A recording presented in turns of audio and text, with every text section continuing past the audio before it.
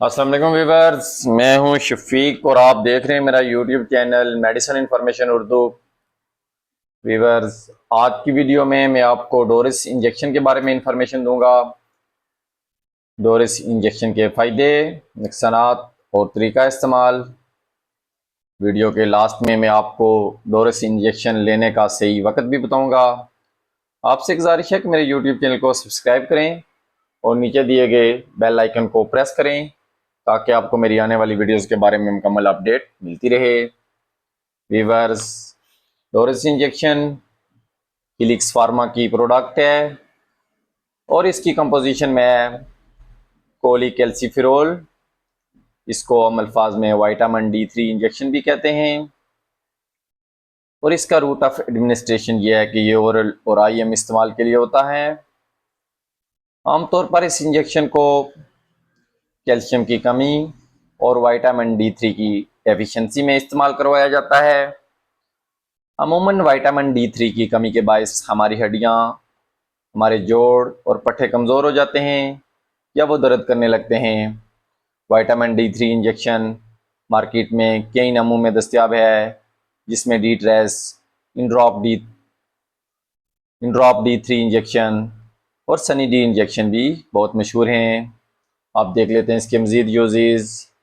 तो vitamin D3 या D trace या डोरिस इंजेक्शन आमतौर पर हाइपोकैल्सीमिया में इस्तेमाल करवाया जाता है और हाइपोकैल्सीमिया वो मर्ज़ होता है जब हमारी हड्डियों में, हमारी बॉडी में कैल्शियम की कमी हो जाती है या डेफिशिएंसी हो जाती है और हड्डियाँ या जोड़ वगैरह दर्द करने लगते हैं।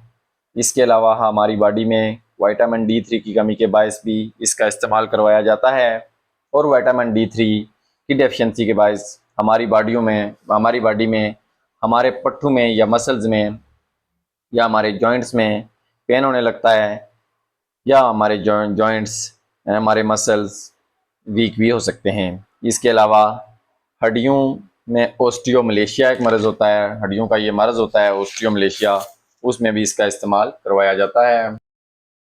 बच्चों में एक मसला होता है, इसे रिकट कहते हैं। ये इंजेक्शन बच्चों के मर्ज़ रिकट में भी इस्तेमाल करवाया जाता है और रिकट के मर्ज़ में बच्चों की बिलखुसूस जो लेग्स की यानी टांगों की हड्डियाँ होती हैं वो टेढ़ी हो जाती हैं।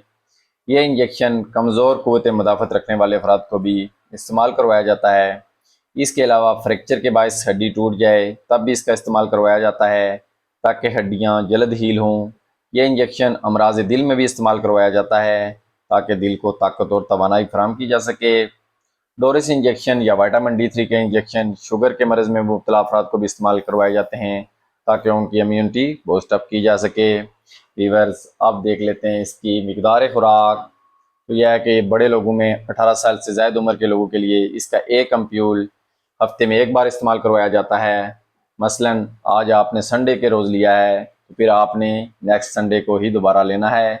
इस तरीके से इसके 3 इंजेक्शन लेना ज़रूरी होता है और चौथा इंजेक्शन अगर आपको डॉक्टर साहब रिकमेंड करें तो आप ज़रूर लें।